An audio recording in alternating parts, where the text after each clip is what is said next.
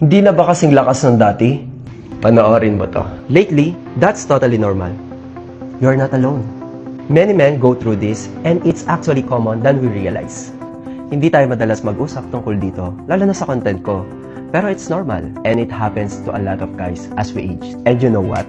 It's not about the physical side of things. Your overall health affects a lot too.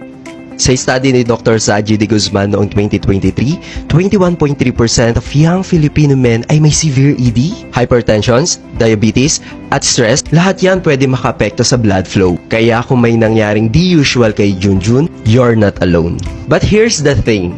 Hindi ibig sabihin na may ED ka, end na ng lahat. May treatment naman.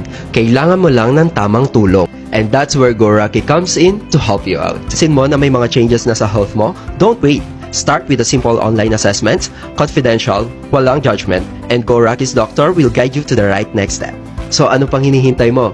GoRucky.ph and start your health journey today.